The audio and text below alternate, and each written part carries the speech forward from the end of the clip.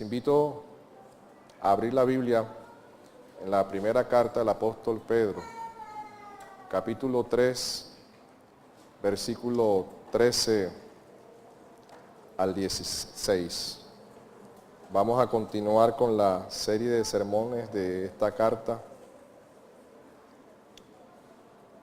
Y dice las Escrituras de la siguiente manera: Primera de Pedro, capítulo 3, versículo 13 al 16.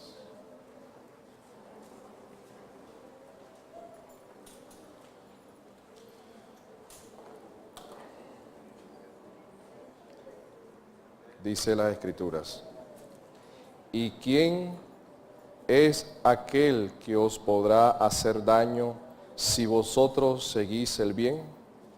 Mas también, si alguna cosa padecéis por causa de la justicia, bienaventurados sois.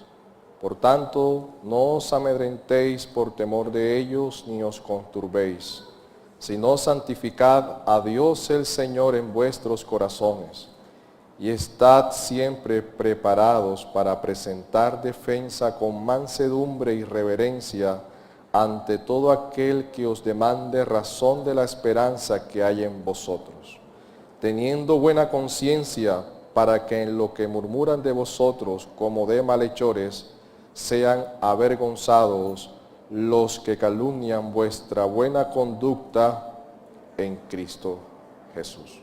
Amén. Podemos sentarnos. Hermanos, nosotros sabemos que las personas, cuando obedecen la ley civil, están caminando dentro de las exigencias legales que una nación pide, que una ciudad pide. Y sabemos que si nosotros estamos del lado de la ley, nos va a ir bien.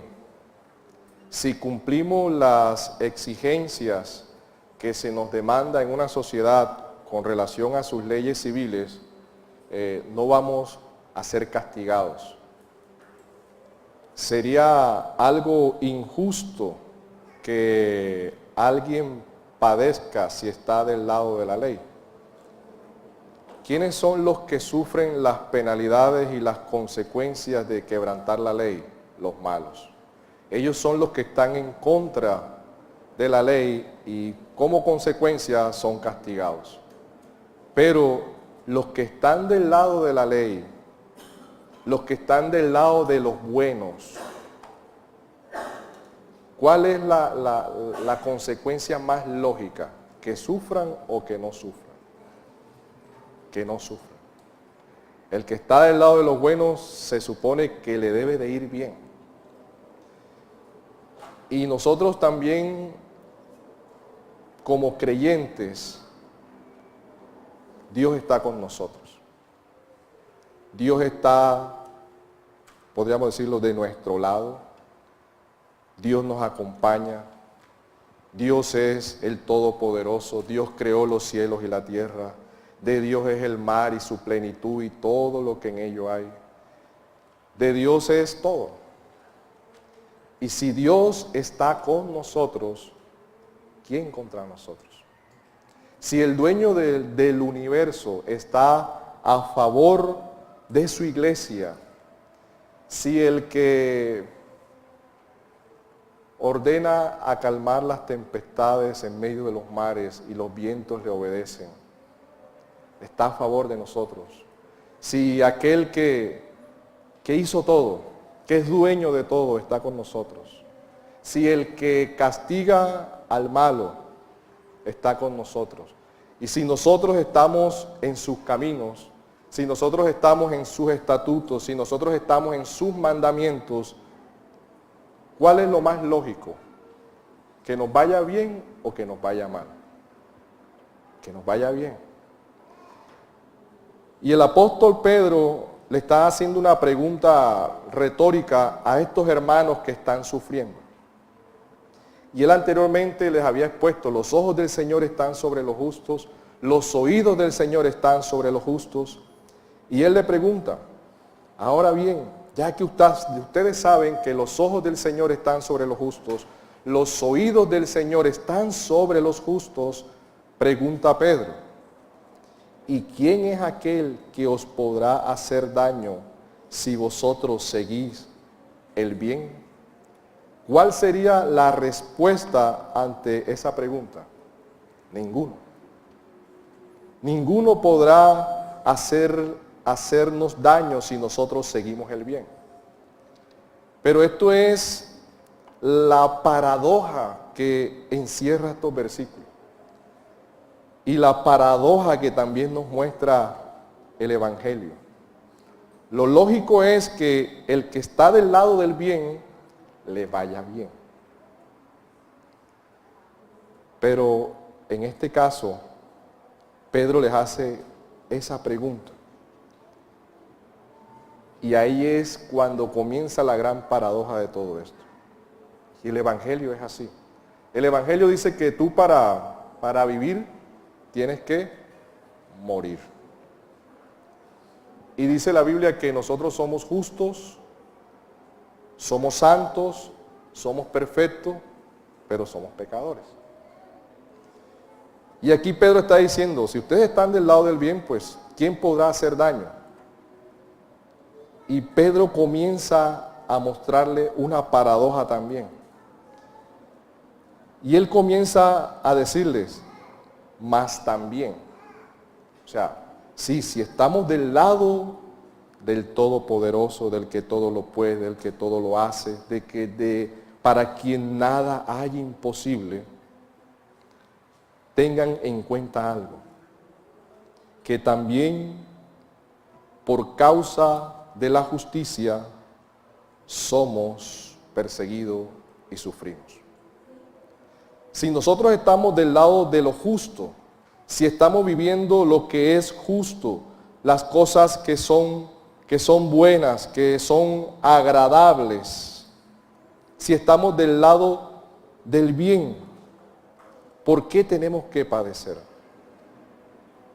Y Pedro dice, por causa. ¿Cuál es la causa del sufrimiento que estos creyentes están teniendo en estas provincias?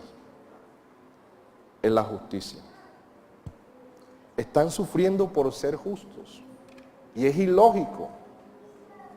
Es ilógico que alguien por hacer el bien sufra. Pero el tema es, ¿qué clase de bien? Y el tema aquí también es, ¿qué clase de justicia? Y viene una bienaventuranza. Y es que dice, sois bienaventurados si por causa de la justicia ustedes padecen. Jesús que dijo también, bienaventurados aquellos que por mí sufren, bienaventurados aquellos que son vituperados, son rechazados, son perseguidos por causa de mi nombre. Y estamos ante una sociedad en este contexto que a lo bueno llama malo, a lo malo le llama bueno. Y están padeciendo por cosas que son justas ante los ojos de Dios. Ellos están practicando justicia, están viviendo justicia, están comportándose de forma justa ante esta sociedad. Y Pedro les dice, sí, ninguno les puede hacer daño, pero sabe que tengan en cuenta que por causa de ustedes hacer lo justo delante de Dios van a padecer. Ahora, aquí estas sociedades tenían sus leyes, tenían su ley civil, estaban gobernadas, organizadas, pero la justicia que se refiere acá no es tanto a que sea una justicia civil o social. Aquí está hablando de una justicia que está por encima de las demás justicias. En este sentido, si a estos hombres que estaban en estas provincias, la ley decía que ellos tenían que hacer algo que vaya en contra de Dios, y ellos decían no hacerlo, para los ojos de la sociedad eran malos y perversos. Y si vemos el capítulo 4, versículo 4, dice que a esta sociedad donde estos hermanos estaban, dice que le parecía cosa extraña que ellos no corrieran con ellos el mismo desenfreno. Eran hombres santos, hombres justos, hombres piadosos, hombres que amaban a Dios, hombres que buscaban a Dios. Y estaban sufriendo. Estaban padeciendo persecuciones. Y dice que por tanto no os amedrentéis por temor de ellos, ni os conturbéis. Aquí los instrumentos que están haciendo padecer a este pueblo de Dios son personas. Y las aflicciones, los sufrimientos que Pedro usa en su carta, en nada tiene que ver con sufrimientos de enfermedad, con sufrimientos de dolores, tiene que ver con sufrimientos desde la parte física, moral, que estos hermanos están viviendo. Y tanto es la maldad de estos hombres que el mismo Pedro dice en el capítulo 2, versículo 8, en la parte de cita B, dice que estos hombres o estas sociedades, hay hombres que han sido desobedientes a la verdad, a lo cual también fueron destinados. Ellos están rodeados por hombres malos, hombres perversos, hombres que no aman a Jesús, hombres que no aman la verdad, pero tienen sus leyes que gobiernan esta sociedad. Y en este sentido, estos creyentes cumplían con esas demandas de las leyes civiles que estaban allí. Pero había momentos que por causa de Cristo, por causa de la justicia, tenían que decidir, o decido esta o decido aquella. Y cuando ellos decidían por la justicia de Cristo, por hacer lo justo delante de los ojos de Dios, comenzaban a sufrir la persecución. Hermanos, y no era una aflicción o un sufrimiento muy leve. El apóstol Pedro lo llama y le dice, no tengan miedo de ellos, no tengan temor de ellos, no se amedrenten por causa de los hombres. Esos hombres son simples mortales, no tengan temor de lo que le pueda hacer el hombre. No le teman por ninguna circunstancia, ni se descontrolen, ni se turbe vuestro corazón por aquello que ustedes están padeciendo. Y entendemos que el temer a los hombres con miedo, con relación a lo que ellos puedan hacernos, muchas veces llevan a muchos cristianos a negar, de pronto no la fe en Jesucristo en el sentido de abandonar a Cristo, pero sí en un momento determinado de esconderse tras el engaño para no perder algo y posteriormente sigo siendo creyente. Y Pedro le dice a ellos, no tengan temor de ellos, no se amedrenten, no se turbe vuestro corazón. Los hombres son como, para Dios son como nada, entre comillas, porque tienen la imagen de Dios. Los hombres para Dios son como, dice la Escritura, como gotas de agua que caen en el balde. Son como langostas, son como polvo delante de Él. ¿Por qué tenerle miedo a los hombres? ¿Por qué amedrentarnos? Y Pedro, ¿sabes a dónde los quiere llevar? Él les quiere llevar a algo más sublime, a algo muy superior con relación a estar temiéndole a los hombres y dándole a los hombres una reverencia que ellos no se merecen. Él les está diciendo, no le tengan temor a ellos, sino, ¿saben qué? Más bien santificad al Señor en vuestros corazones. Ahí santificad a Dios no es que Dios sea más santo todavía de lo que Él es. Ahí santificar a Dios es ponerlo por encima de todo. Y el nombre en las Escrituras señala la verdadera esencia de una persona. Santificad el nombre de Dios significa hacer justicia a su realidad, reconociendo, alabándolo, hacerlo respetar, honrándolo, vivir conforme a sus mandamientos. Y Pedro comienza a decirle, no teman a ellos, no teman a estos hombres malos y perversos que os persiguen y os hacen sufrir, sino más bien colocar el nombre de Dios por encima de todos esos hombres. Sino más bien enseñar a estos hombres la persona de Dios, el nombre de Dios, la justicia de Dios, su realidad, reconocerlo, alabarlo, respetar, honrar a Dios por encima de todos esos hombres.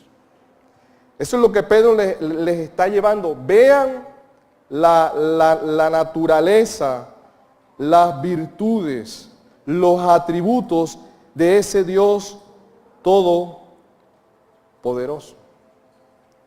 Miren a Dios. No teman de lo que el hombre les pueda hacer. Y David dice, mi miedo y mi temor es el Señor. Y aquí es cuando uno dice, bueno, pero Pedro dice, santificad a Dios en nuestros corazones.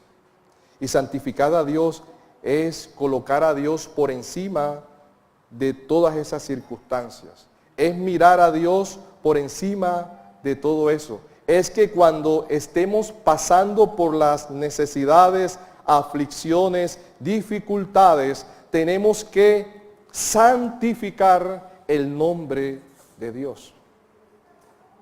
Pero si el nombre de Dios está por encima de todo, la persona de Dios, de Cristo, está por encima de todo, y si Dios tiene el control de todas las cosas, entonces ¿por qué sufro?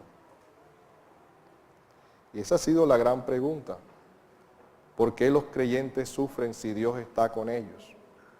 ¿Por qué los creyentes en algunos lugares mueren de hambre si Dios es el dueño de todas las cosas? Pero Pedro no se detiene, él dice, ¿saben qué? Por encima de eso, Dios está gobernando. Dios está por encima de cualquier circunstancia. No se queden mirando las aflicciones y los problemas que están pasando. ¿Quién puede santificar el nombre de Dios en medio de una aflicción fuerte en su cuerpo o en medio de una persecución? Y el apóstol Pedro está exhortando a estos hermanos y les dice, no tengan temor de los hombres, sino más bien santificad el nombre de Dios en vuestros corazones. Y está siempre preparados para presentar defensa con mansedumbre y reverencia ante todo aquel que demande razón de vuestra esperanza.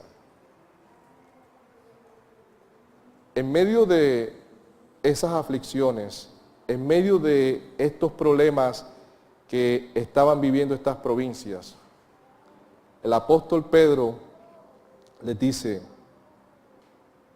presenten defensa, estén preparados. Y saben que ahí presentar defensa es hacer apologética. ¿Y quién quiere hacer defensa de Dios cuando las circunstancias son adversas a la lógica nuestra?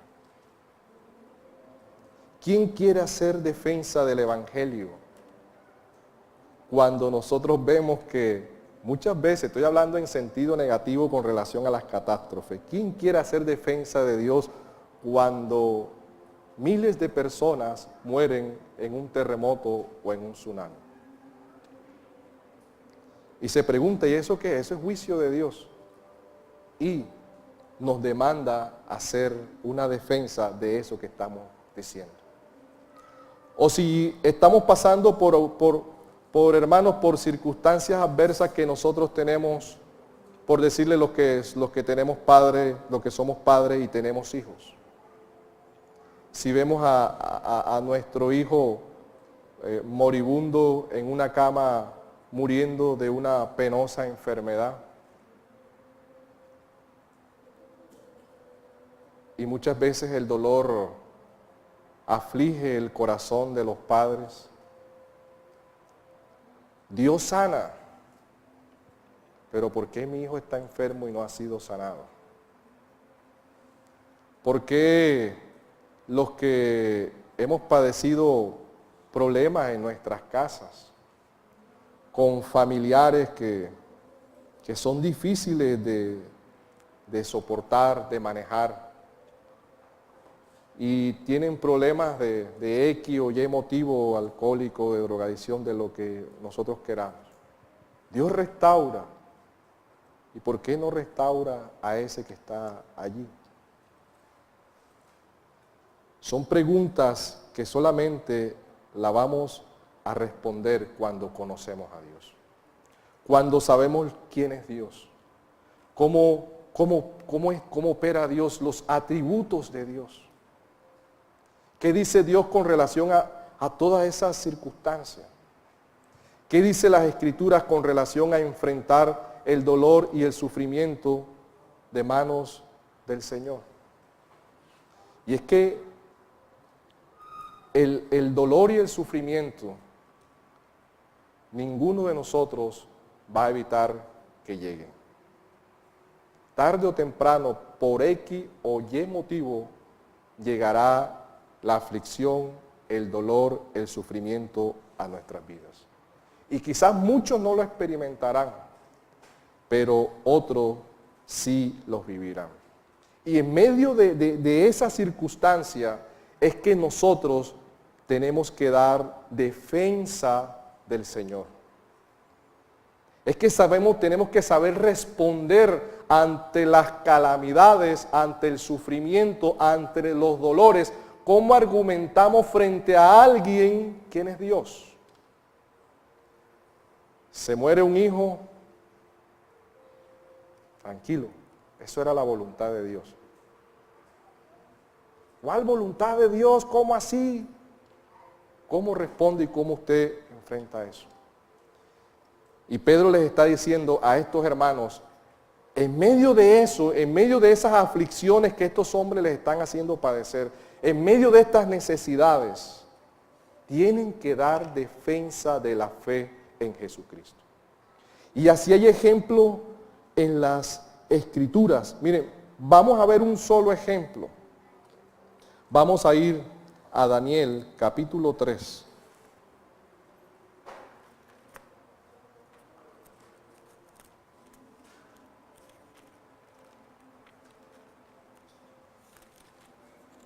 Daniel capítulo 3. Y aquí hay un caso de unas personas que están haciendo apologética, están haciendo defensa de la fe que tienen en Dios en medio de un reinado que le es hostil a la fe de estos creyentes. Y caen en sufrimiento, en aflicción, en tormento, pero ante una pregunta que hace alguien, ellos dan respuesta. Y podemos ver Daniel capítulo 3, versículo 15, en la parte final. Nabucodonosor construye una imagen, el que no la adore será echado en el horno de fuego. Y Nabucodonosor hace una pregunta y dice, ¿y qué Dios será aquel que os libre de mis manos?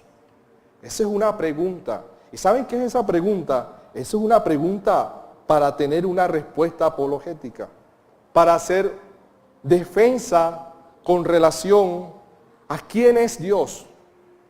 Esto era un imperio pagano, pero en medio de ese imperio pagano habían unos hombres que habían creído en Dios. Sadrach, Mesach y Abednego. Y ellos escucharon la pregunta que hace este rey: ¿y qué Dios será aquel que os librará de mis manos? ¿Qué Dios? Hace la pregunta. Pero ¿quién tiene la respuesta ante esta pregunta? Estos hombres que habían creído en Dios. Ellos no quedaron callados. Ellos sabían en el Dios que habían creído, y por ellos saber en el Dios que habían creído, pudieron dar una respuesta a esa pregunta que en este momento se les estaba pidiendo. ¿Y cuál es la respuesta? La vemos en el 17, en el 16. Sadrach, Mesach y Abednego respondieron. Ellos no quedaron callados. Ellos respondieron ante el desafío que les estaban haciendo. Y dijeron al rey Nabucodonosor diciendo: no es necesario que te respondamos sobre este asunto. El 17. He aquí nuestro Dios, a quien servimos, puede librarnos del horno de fuego ardiendo, y de tu mano, oh rey, nos librará. Ellos conocían al Dios a quien habían creído. Y por conocer al Dios a quien habían creído, y por saber que Dios podía librarlos del horno de fuego que Nabucodonosor mandó 7 veces más a calentar, ellos pudieron dar una respuesta. Sepa tú, oh Dios, ante la pregunta que nos estás haciendo, esta es la respuesta de nosotros. Dios nos puede librar de tu mano, oh Dios, oh Rey. Y si no sepas, oh Rey, que si no servimos a tus dioses, ni tampoco adoraremos la estatua que has levantado. ¿Y qué pasó con ellos frente a esa respuesta? Evitó esa respuesta el dolor, evitó la aflicción, evitó que fuesen colocados en el horno. Ellos fueron llevados al horno. Ellos fueron echados los 3. ¿Y qué sucede en el versículo 24? Entonces el rey Nabucodonosor se espantó y se levantó apresuradamente y dijo a los de su consejo: ¿no echaron a 3 varones atados dentro del fuego? Ellos respondieron al rey: es verdad, oh rey. Y él dijo: he aquí yo veo 4 varones sueltos, 4 que se pasean en medio del fuego sin sufrir ningún daño, y el aspecto del cuarto es semejante al Hijo de los dioses. Mis hermanos, ¿quiénes estaban representando a Dios ahí, en esta sociedad? Ellos. ¿Quiénes dieron respuesta ante una exigencia, ante algo que esta comunidad o este imperio desconocía? Estos creyentes. ¿Quiénes están llamados hoy a dar respuesta ante las preguntas que el mundo tiene con relación a Dios? Nosotros, los creyentes. Y estamos respondiendo, hermanos. Estamos respondiendo ante aquellos temas que son de debates públicos y que van en contra del santo nombre de Dios de la forma correcta. Quizás nosotros no estemos enfrentando un horno de fuego físico, o no vamos a ser de pronto así como Daniel, echado en el foso de los leones y ser comido y devorado por... Pero los desafíos que tenemos nosotros hoy en día también nos llevan a hacer defensa del Evangelio, a dar respuesta conforme a cómo Dios es. Y si nosotros ignoramos la naturaleza de Dios, el ser de Dios, los atributos de Dios, la doctrina de Dios, hermanos, vamos a ser devorados fácilmente. Y más en medio de un contexto de sufrimiento, en un contexto de aflicciones, en un contexto en que estos hombres dijeron, estamos dispuestos a que nos eches en el horno de fuego. Pero nuestra pregunta ante tu respuesta es esto. Y Pedro les dice a estos hermanos, si ustedes van a hacer defensa ante aquellos que los están persiguiendo, saben que no es una defensa de cualquier forma o de cualquier manera. Tienen que presentar una defensa del Evangelio con mansedumbre y reverencia. Muchas veces nosotros reaccionamos ante las aflicciones y ante los problemas de diferentes maneras. Y muchas veces nos centramos en discusiones teológicas, hermanos. Hermanos, y han habido casos en que se han ido a los golpes. Una muñequera santa.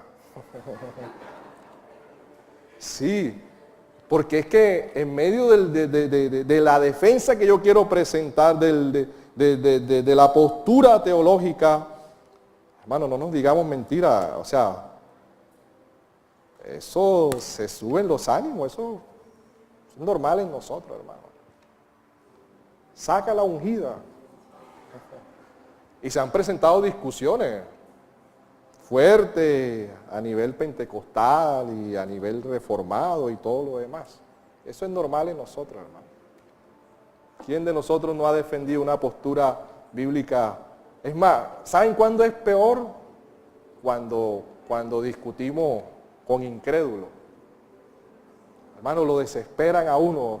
Yo entre veces he dicho, ojalá el Señor te lleve un ratico al infierno y te saque para que veas para que entiendas porque es que uno en el corazón se llena de celo y uno hasta de ira y de rabia, pero uno tiene que controlarse. Y uno muchas veces se va a las discusiones con ellos. Pero ¿qué dice el apóstol Pedro? Con mansedumbre. Con mansedumbre. Hagan defensa. Expongan, digan, enseñen, muestren la doctrina. Y la mansedumbre es la virtud del que es de trato suave y tardo en airarse.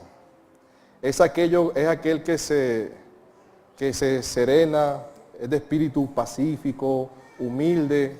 Es aquella virtud en la cual el hombre no se deja arrebatar fácilmente de la cólera con motivo de las faltas o el enojo de los demás.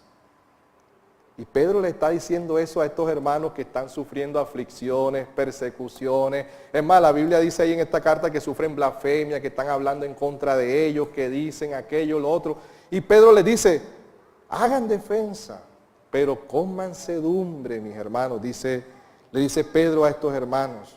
Y con reverencia, o sea, el respeto que se tiene hacia la otra persona. Ahí en latín, la traducción del latín es temor reverente, temor respetuoso, perdón. Y ese es hacia donde Pedro quiere llevar a estos hermanos. Les está diciendo, no cojan la justicia por su mano. Es más, glorifiquen a Dios. Miren a Dios por encima de todas esas circunstancias. ¿Por qué? Porque muchas veces se nos demanda razón de la esperanza que hay en nosotros. A Sadrach, Mesach y Abednego se les demandó la razón de la esperanza que había en ellos. ¿Cuál era la esperanza que había en estos hombres que fueron echados al horno de fuego? ¿Cuál era? Que Dios podía librarlos del horno. Y si no, por si acaso, seguimos creyendo en Él. Y eso también le pasó a Job. Y es un caso un poco más complejo de entender, porque Porque Job lo perdió todo. Casa, familia. Bueno, no perdió la esposa, pero sí a los hijos. Pero en realidad él no perdió todo. Porque el todo de él era Dios. Tenía todo lo que necesitaba. Pero ¿cómo entendemos nosotros que Job está tranquilito y todo lo demás? Y el diablo va y pide permiso y Dios le dice, bueno, ve, pero no toques su alma. Y la paz de Job se pierde. La emoción de Job, los sentimientos de Job. Un corazón sufrido, los hijos mueren, pierde todo. ¿Cómo se explica de que Dios le da permiso a Satanás para que vaya y destruya a Job? ¿Cómo lo explica usted? ¿Cómo lo argumenta usted delante de uno que está estudiando el tema de filosofía y salen los profesores y ay, ¿cómo argumentas tú que Dios le dé permiso al diablo para que coja a alguien? Ese Dios sí es malo. Ese Dios es perverso, porque así se hablan en las universidades con relación a Dios. Ese Dios le gusta verlo sufrir a ustedes. Es un Dios masoquista. ¿Cómo responde usted frente a eso? Y la Biblia dice, estad siempre preparados. Y por eso nosotros insistimos desde acá, hermano, prepárese. No es llevarlo a un intelectualismo, a absorber solamente conocimiento, no, hermano, es que conozcamos quién es Dios a través de las Escrituras. ¿Y cuál era la esperanza de Job? ¿Quién era? ¿Qué fue lo que dijo Job? La famosa frase de Job en su libro. Aunque Dios me mate, en Él esperaré. El Señor dio, el Señor quitó, sea el nombre del Señor bendito. Miren, el tener un concepto claro teológico de quién es Dios nos va a llevar a que nuestra vida responda de acuerdo a las exigencias que nos pide el mundo, pero basados en principios bíblicos. ¿Eso qué quiere decir? De que nosotros lo que estamos defendiendo, lo estamos conociendo y lo estamos viviendo. Así como Daniel, así como Sadrach, Mesach y Abednego, así como Job. Ellos respondieron de una forma tal de que, mis hermanos, ¿saben qué había en estos hombres? En estos hombres no había problema ninguna de conciencia para presentarse delante de Dios. ¿Y cuál fue la reacción a eso? Tener una buena conducta delante de aquellos que estaban demandando razón de su fe para dar testimonio de Jesús, de Cristo, o en este caso de Dios. Y Pedro les está diciendo a estos hermanos en el versículo 16, teniendo buena conciencia para los que murmuran de vosotros como de malhechores, sean avergonzados los que calumnian vuestra buena conducta en Cristo Jesús. Ahora, ¿cómo se traduce la conciencia aquí? Y la traducción de conciencia en el Nuevo Testamento, el significado griego ahí es conocimiento moral. Conocimiento moral. Es más, y la conciencia lo va a llevar a tener buena conducta. ¿Qué quiere decir esto? Que cuando nosotros vivimos el Evangelio, caminamos en el Evangelio, practicamos el Evangelio, vamos a tener buena conciencia con los de afuera y con los de adentro. Y esa buena conciencia nos va a llevar a mostrar una verdadera conducta en Cristo Jesús. En ese versículo, tanto la conducta va ligada a la conciencia. O sea, al conocimiento moral que tenemos de Dios y a la vivencia que tenemos en nuestros corazones de la doctrina de las Escrituras. Por eso, cuando nosotros nos vamos a presentar en el gran día delante de Dios, llegaremos con buena conciencia si conocemos la obra de Cristo. Aquí el apóstol no les está diciendo que no es que ellos se dejen afectar su conciencia, sino que la vivencia de la Biblia los va a llevar a enfrentar de forma clara a aquellos que están hablando en contra de ellos, porque ahí el versículo dice: los que murmuran de vosotros como de malhechores sean avergonzados. ¿Por qué van a ser avergonzados? Porque estos hombres en su conciencia están viviendo las Escrituras, y aquellos hombres van a ser avergonzados porque lo que están hablando de ellos es falso. Y van a presentarse delante de Dios con una conciencia limpia, aunque el mundo los rechace. Y aquí quiero ser claro con este tema en Pedro, en el contexto de Pedro con relación a la conciencia, porque Pedro no les está diciendo si tu conciencia es afectada por esto, no. Pedro le está diciendo tu conciencia es afectada por Cristo, la doctrina de Cristo, y eso te va a llevar a tener buena conducta. Usted sabe por qué los que están afuera, los que no son creyentes, los que no se les predicó jamás el evangelio, ¿ustedes saben cómo van a ser ellos juzgados? Vayamos a Romanos capítulo 2, versículo 15.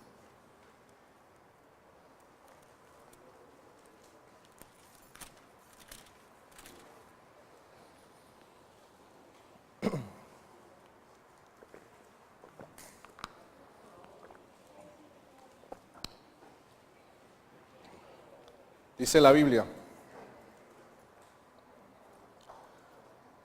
mostrando la obra de la ley escrita en sus corazones, dando testimonio su conciencia y acusándoles o defendiéndoles sus razonamientos.